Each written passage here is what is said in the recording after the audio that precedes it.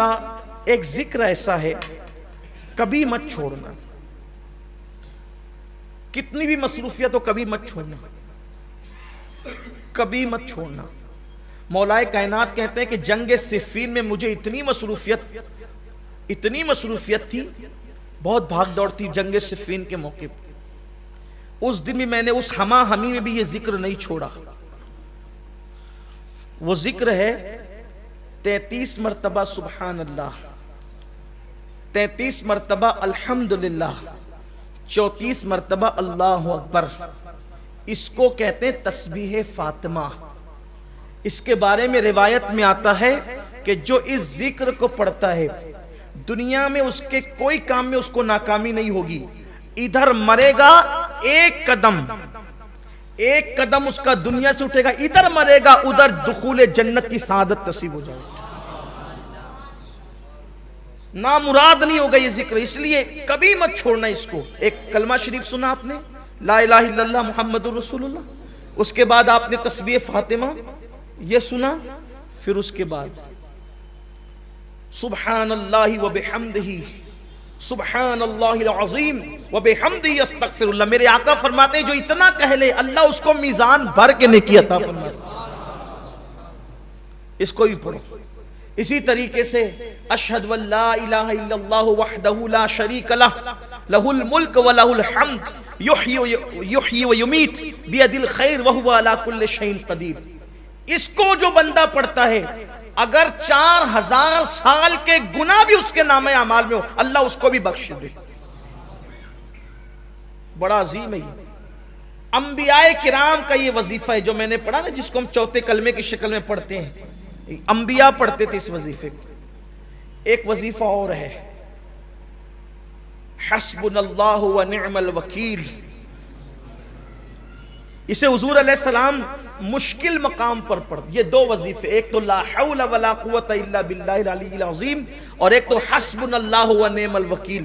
اس کو حضور علیہ السلام مشکل مقامات پر پڑھتے تھے۔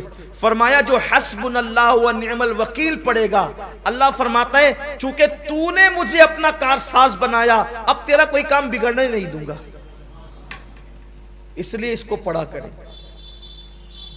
بڑے وظائف ہیں اور بہت زیادہ دیے جائیں تو کہیں ایسا نہ ہو کہ آپ مشکل میں پڑ جائیں، لیکن ایک وظیفہ جو حضور غوث پاک سے منسوب ہے اور اس کی بے شمار دنیاوی اخروی فوائد ہیں، اگر کچھ نہ کر سکو تو اتنا کر لیا کرو کہ ہر نماز کے بعد یہ وظیفہ، اس کو کہتے ہیں پنج گنج قادریہ۔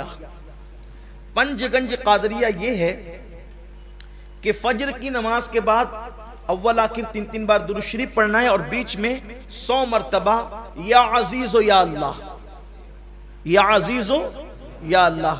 ظہر کے بعد 100 مرتبہ یا کریم و یا اللہ، عصر کے بعد 100 مرتبہ یا جبار و یا اللہ، مغرب کے بعد 100 مرتبہ یا ستار و یا اللہ، عشاء کے بعد 100 مرتبہ یا غفار و یا اللہ۔ 1 منٹ لگتا ہے، اور اطمینان سے پڑھیں گے تو 2 منٹ لگتے ہیں، لیکن وظائف کی برکت ہے۔ یہ جو یا عزیز و یا اللہ پڑھتا ہے فجر کے بعد، جو کبھی ذلیل نہیں ہوگا، نہ دنیا میں نہ آخرت میں۔ آپ کو ذلیل کرنے والے خود ذلیل ہو جائیں گے، آپ ذلیل نہیں ہوں گے، اس لیے کہ جو اللہ کو عزیز کہہ کے پکارے خدا اس کو کیسے ذلیل کرے گا۔ آزما کے دیکھ لیں، کبھی ذلت نہیں ہوگی، کبھی ذلت، آپ کو ذلیل کرنے والا خود ذلیل ہوگا۔ اس کے بعد یہ جو ظہر کے بعد یا کریم و یا اللہ پڑھا جاتا ہے، یہ پڑھنے والا کبھی روزی کے معاملے میں تنگ دست نہیں ہوگا۔ عصر بعد یا جبار و یا اللہ پڑھنے والا کبھی ظالم حاکم اس کو پریشان نہیں کر سکے گا۔ مغرب کے بعد یا ستار و یا اللہ پڑھنے والا کبھی لوگ اس کے عیب کی وجہ سے اس کے عیبوں کو اچھال نہیں سکیں گے اور اچھالنے میں کامیاب نہیں ہو سکیں گے۔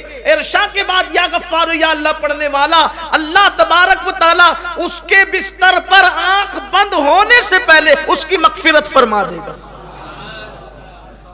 اللہ کا ذکر کریں۔ آخری بات یہ کہ ذکر کی 3 قسمیں ہیں، جب تک کہ یہ 3 قسمیں ایک ساتھ نہ ہو جائے ذکر نہیں ہوتا۔ جب تک کہ تینوں چیز مل نہ جائیں ذکر نہیں ہوتا۔ ایک ہے ذکر باللسان، یعنی زبان سے ذکر، دوسرا ہے ذکر بالقلب یعنی دل سے ذکر، تیسرا ہے ذکر بالجوارح یعنی اعضاء سے ذکر۔ زبان اللہ اللہ کہے ذکر ہے، لا الہ الا اللہ کہے ذکر ہے، سبحان اللہ و بحمدہ سبحان اللہ العظیم کہے ذکر ہے، یا ستار یا اللہ کہے ذکر، یا غفار یا اللہ کہے ذکر ہے، لا الہ الا انت سبحانک انی کنت من الظالمین کہے ذکر ہے۔ لیکن زبان یہ سب ذکر کرے، اب دل میں یہ ہو کہ میرے اللہ میری اوقات کیا تھی کہ میں تیرا ذکر کرتا، تو توفیق نہ دیتا تو میں کب کرتا۔ یہ نہیں کہ ذکر کر رہا ہوں سب کو دیکھ رہا ہوں کہ کون کون دیکھ رہا ہے کہ میں ذکر کروں، میری حیثیت کیا، تو نہ چاہتا تو میری زبان پہ تیرا نام کیسے آتا۔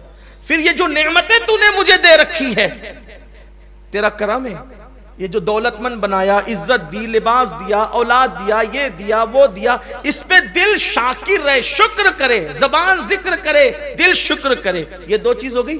اور ذکر بالجوارح یعنی اپنے جسم سے اپنے اعضاء سے اللہ کی نافرمانی نہ ہونے پائے۔